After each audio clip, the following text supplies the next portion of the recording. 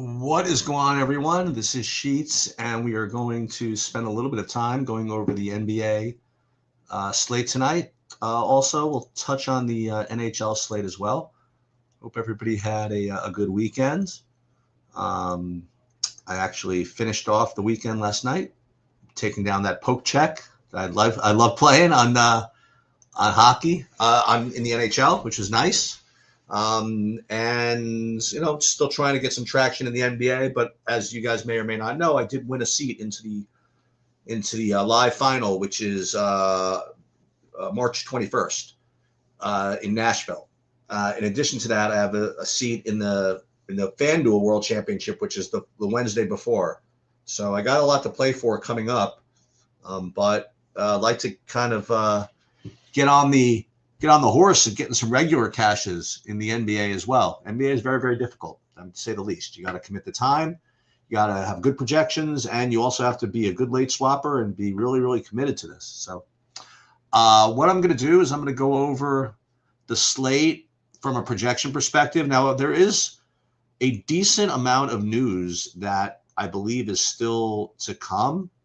Keontae George, for example, he's questionable, and obviously that's really big. Looks as though Isaiah Collier is in fact out. That came out a couple of hours ago. So this Utah thing, this could become pretty big. But the majority of the news is already coming in, and this is this Memphis-Brooklyn situation. Not to mention Philly. So, I mean, you have Philly with no Maxey, and you have Philly with no Embiid. So, someone's got to be on the court. Edge Combe, he's out. So we're looking like Kelly Oubre season, right? Or who else? I mean, honestly, like Barlow, Bona, Walker, Payne. It's nasty out there, Quentin Grimes, he's another one who just all he does is bust, and yet he's going to be popular again. So, yeah, that Philly value, you have the Brooklyn value. I mean, Brooklyn's got no players. I mean, they have Michael Porter Jr. and Demon out. So you got, it looks as though the highest priced guys in that game even are like 5,500, from that whole team. So you're going to probably end up with a decent amount of value coming from both of those teams. And because of that, you'll be able to get to what's going to be probably some pretty obvious value in the spend up in Denver OKC. Jokic is 12-4. And not to mention, you have, what's his name? Jamal Murray out. Jamal Murray questionable. And if he's out, then it's even more Jokic, and then who knows what else from Denver can show up. Not to mention, on the OKC side, you have Chet Holmgren is question. So there's still a lot to carve out here. Now, with any luck, that is carved out by lock of the first game.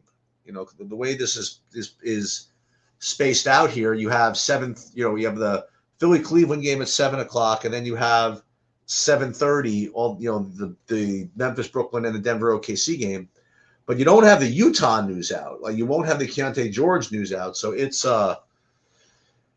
are going to have to make some decisions as far as the Philly value pretty early. And then in the late night hammer, you have Kawhi Leonard, who's 9,800.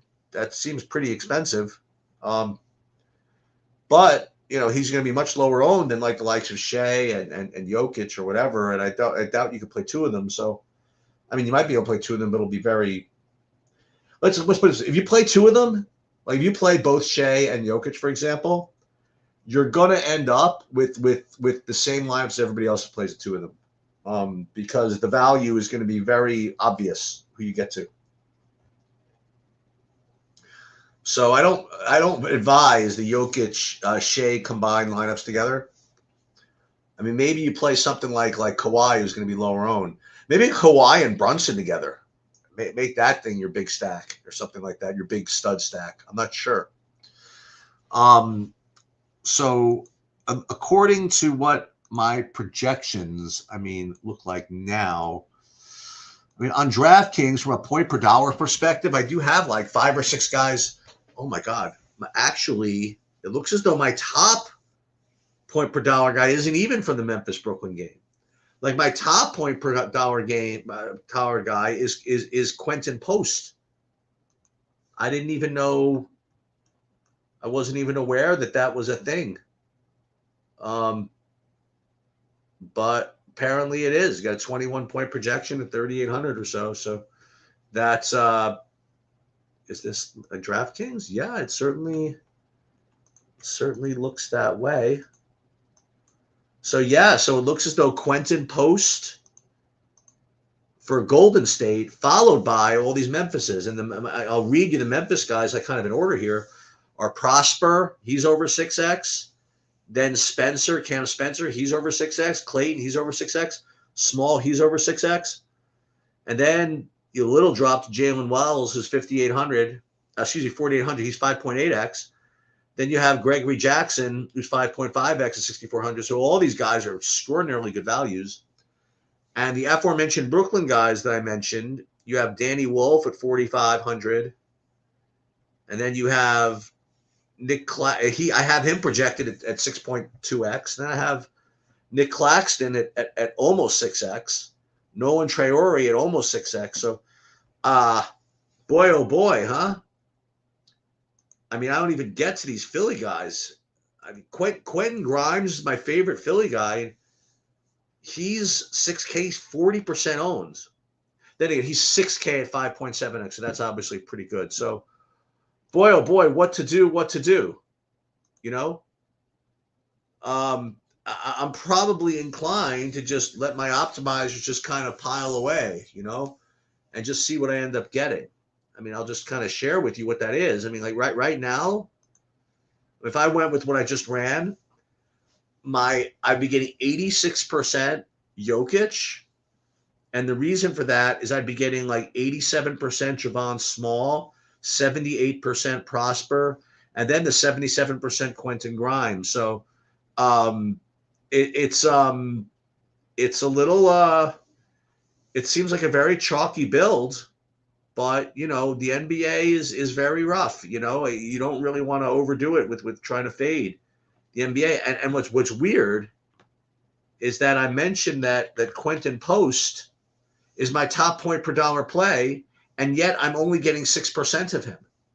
Why do you suppose that is? Well, because he plays center, and Jokic is a center. So it's a very interesting slate when in that regard.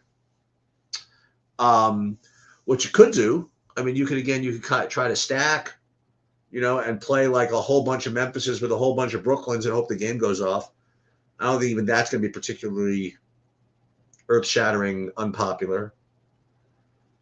But again, maybe you play somebody for the Knicks Clippers game. Like it's the ultimate late night hammer because first of all, no one's going to play it, and just when you think that it's safe, you have all these guys going, and you have a good score. Now all of a sudden you got to fade Kawhi and Jalen Brunson.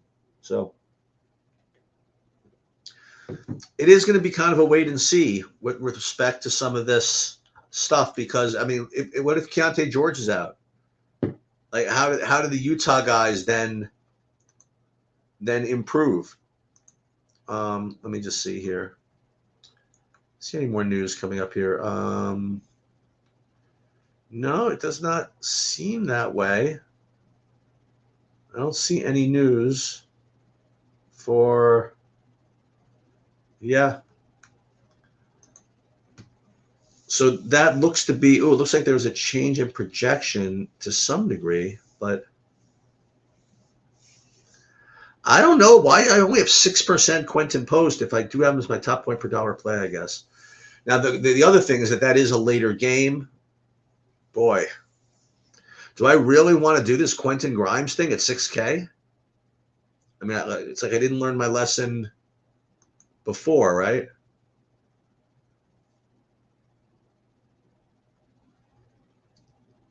Okay, now the other thing I want to do, I do want to change a couple of my, what was I going to say? I was going to change a couple of my sims because I'm playing a couple more of these qualifiers today. Again, I want to see into that big thing, but I think I'd like to get another one if that's possible. We're going to cancel the sims, then we're going to run them again. Okay.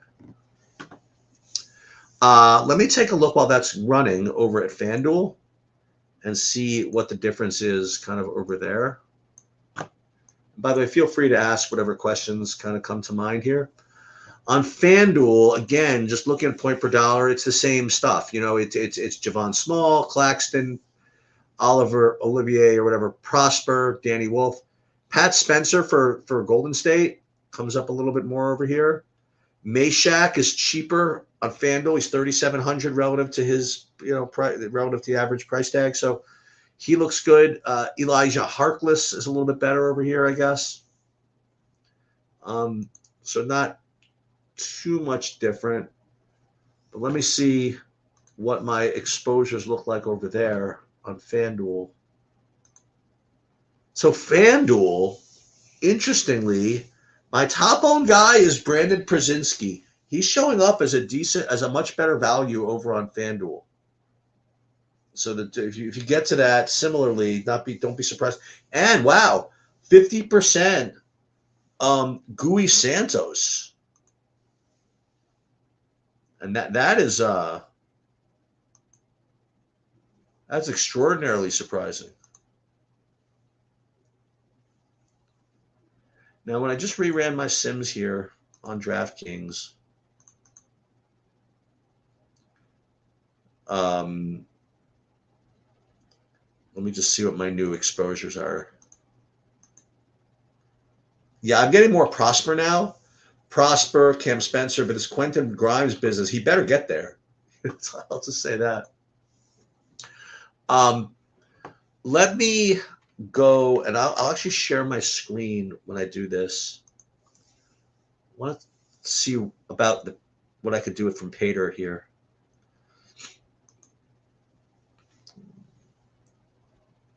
Okay. Let me see. Oops. I'll present, share screen.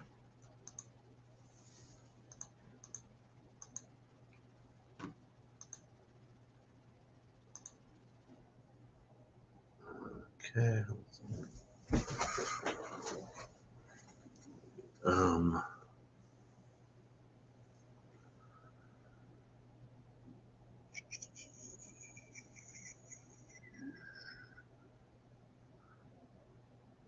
7. Let me just tell this guy one thing.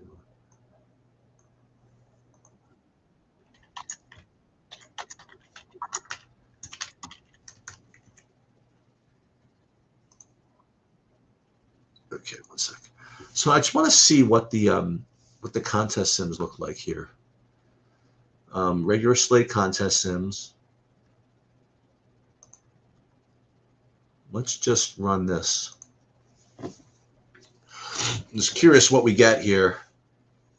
See any difference. I know that James is not as into the Sims here, but look at this. Gary Payton Jr., DeAnthony Melton, like a much different Golden State situation over here. Very interesting. Let me take a look at the optimals.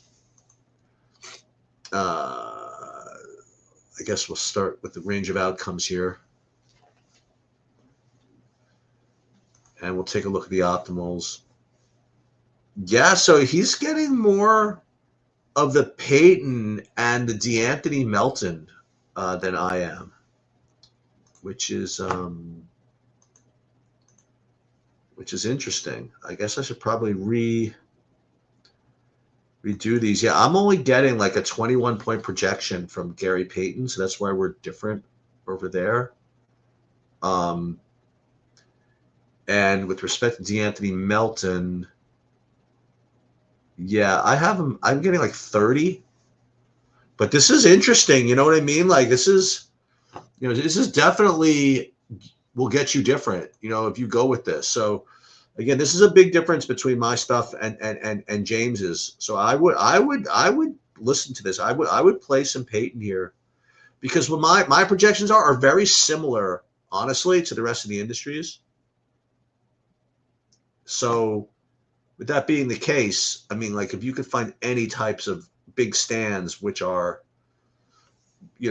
which you and the sources you trust, I mean, like this, I think this is a good idea to like maybe get a little overweight on Peyton, maybe get a little overweight on what's his name, on D'Anthony Melton, because I don't think they're going to be popular. So that's actually a pretty big deal.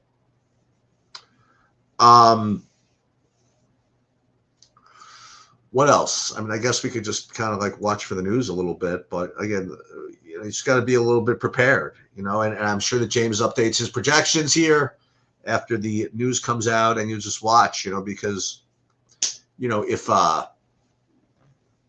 Keontae George is out, then all these Utah guys become very, very good, and I hope that they announce this before everything locks at 7. Well, the first game's locked at 7:00. So, all right, let me give you guys at least a peek at the hockey, and just again for funsies, I'm gonna put my hockey projections up here again. I've been doing so well with the hockey. Just kind of show you like the way I do my stuff. The concern about the fragility of Peyton's projection, I don't blame you. I don't blame you. I'd be concerned too. So this is my hockey projection sheet, and this looks very interesting. Must be a short slate. Yeah, I mean, look at this. Ottawa. So this is Ottawa is going to be probably the top team here. So I would imagine. I don't see anybody like really high priced, so I'm very curious what I ended up getting. Take a look at the stacks, the way I kind of look at these.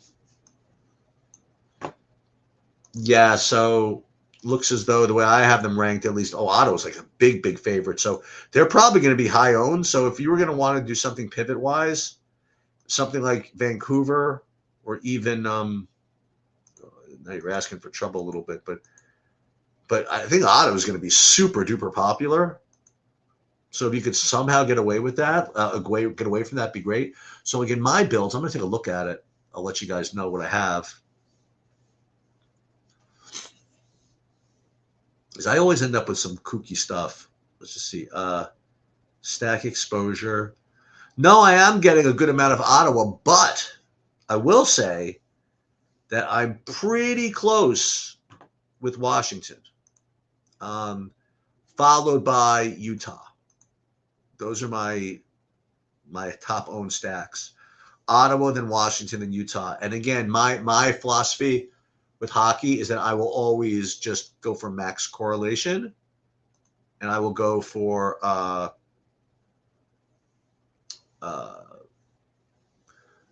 whatchamacallit. I will go for 6x or for full on slots, 5 2s or 4 3s, and really nothing else.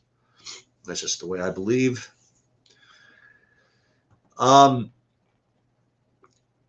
What else? So again, I'll rerun the Peyton stuff. I don't know if I can do it. The Melton one I might be able to do, but the good thing is the bad thing. Like the good thing is that the game doesn't start until later, but the bad thing is it doesn't start till later. So you have to like kind of make a decision on that,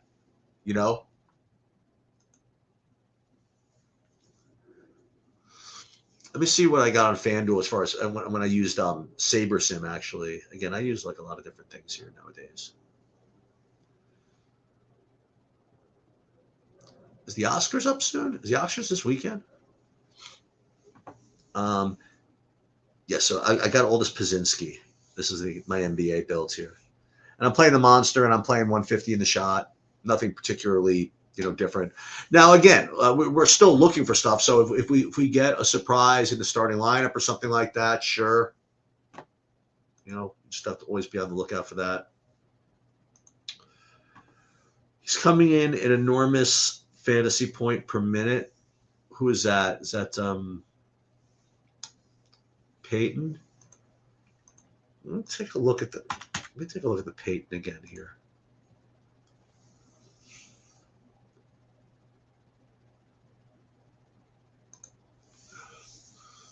Let me see something. Let's see what Peyton. I mean, maybe a 21-minute projection. Something like that. Not my thing. Well, let's see how I'm projecting the Golden State guys.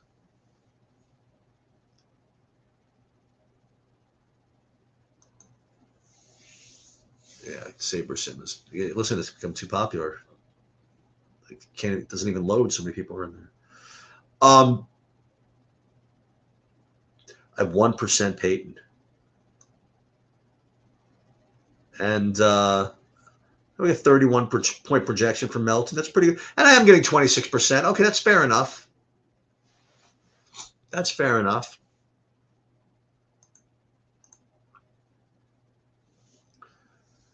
And just again, just to show you the hockey, I'll probably stick with this. I mean, at least through the first lock, right?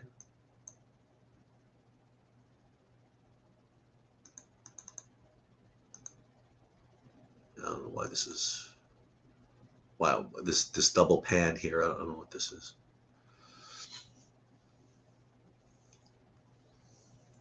Okay, and I guess just a couple of announcements. I guess we got a full slate of stuff this week. The Players is this Thursday, so we'll obviously be covering that. Bobby and I will go over that, I presume, Wednesday. And then there's more NASCAR, I believe. Brando will have that covered. We'll have UFC. I'll be doing, again, I keep threatening to do this, the multiple videos, but I can't seem to find time. But I'll do at least the one DFS breakdown. I won another seat to the live final there. Well, the qualifier there this past week. Had a pretty good UFC week. Baseball's around the corner, believe it or not. Unbelievable. Hockey every night, basketball every night. So there's a lot to do.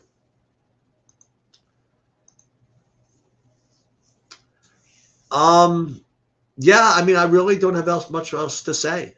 The chalk is what it is. Memphis and Golden State and the Brooklyn and all the Jokic you can handle pretty much. And we'll just watch for the news and kind of go with that. Again, I'm not going to be around, unfortunately, to stick with you guys past lock this time. That was fun last time, by the way, to do that. Let me see what else we can do here. Let's see the range of outcomes and see, again, they don't have it stacked by, let's see something. The range of outcomes. You think so? I don't know. I really don't know how often they update.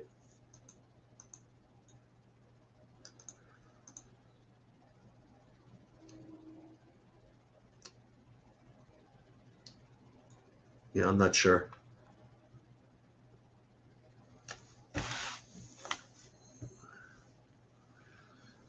Let me try something. You want to try Stratify? Nah, I'm not in the mood for that today. Okay, I guess I'm going to get out of here, guys. I mean, there's no other questions. I mean, it's, again, the NBA, unfortunately, is just very boring. It's very projection-based. I told you who the best plays are. And we just got to watch for the injury news and then hope to, hope to get there. That's the best I can say. All right, that's going to be it. Good luck, everybody.